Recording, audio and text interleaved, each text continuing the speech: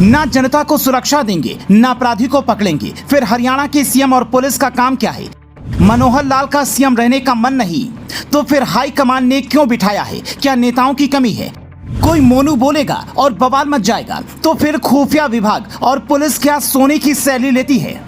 कहते हैं जनता का भरोसा जीतने वाला ही असली नेता होता है, लेकिन मनोहर लाल हर बार जनता का भरोसा तोड़ देते हैं। उनका ना तो सिस्टम पर कंट्रोल दिखता है, ना ही जनता को सुरक्षा दे पाते हैं। फिर सवाल है कि वो काहे के मुख्यमंत्री? जनता को भगवान भरोसे ही रहना है तो फिर सीएम, मंत्री, पुलिस और बड़े बड़े वर्दीधारियों की क्या जरूरत है? ये कोई पहला मौका नहीं है जब मनोहर लाल और उनकी टीम फेल हुई। राम रहीम के वक्त क्या हुआ पूरी दुनिया ने देखा। जाट आंदोलन के वक्त कैसी हालत थी आज भी उसे प्रदेश नहीं भूल पाया है। तो उसके बावजूद मुख्यमंत्री महोदय मीडिया में आकर कहते हैं सबको सुरक्षा कैसे दे सकते हैं, तो भैया कुर्सी क्यों नहीं छोड़ देते? हर व्यक्ति की सुरक्षा पुलिस के द्वारा करना संभव नहीं होता। हमारी 130 करोड़ आबादी है, हरियाणा की लगा लें तो 2 करोड़ 70 लाख आबादी है। अब 2 करोड़ 70 या 80 लाख आबादी, हमारी पुलिस कितनी है? अब 60,000 50,000।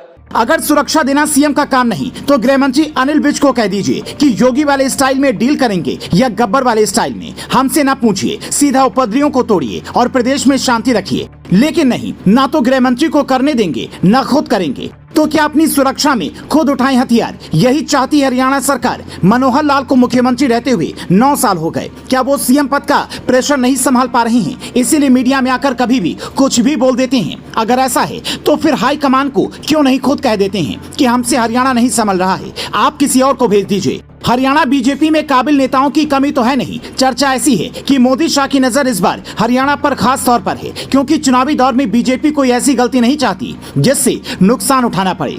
हरियाणा की 10 में से 10 लोकसभा सीटें बीजेपी के पास हैं। जनता ने बीजेपी पर भरपूर भरोसा जताया है, लेकिन मुख्यमंत्री साहब कह देते हैं हम सबको सुरक्षा कैसे दे दें। हद तो तब हो जाती है जब प्रदेश के 3 बड़े नेता ही इतनी बड़ी घटना पर एक मत नहीं दिखते। हम आपको 3 बयान सुनवाते हैं, आप खुद समझ लीजिए कि हरियाणा बीजेपी के कुछ बड़े नेता मेवात के इस मामले को कितना नॉन सीरियसली ले रहे हैं।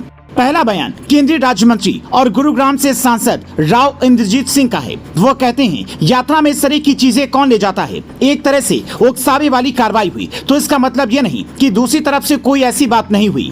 दूसरा बयान हरियाणा के उप मुख्यमंत्री दुष्यंत चौटाला का है। वो कहते हैं नू में ब्रजमंडल यात्रा के आयोजकों ने प्रशासन को पूरी भीड़ की जानकारी नहीं दी, इसीलिए अव्यवस्था फैल गई। तीसरा बयान हरियाणा के गृह मंत्री अनिल विज का है। वो कहते हैं कि मोनू मानेसर का इस मामले में कोई लेना देना ही नहीं है, वो वहाँ था ही नहीं, ये सब अचानक नहीं हुआ, कोई बड़ी साजिश लगती है, हम जाँच करवा रहे हैं।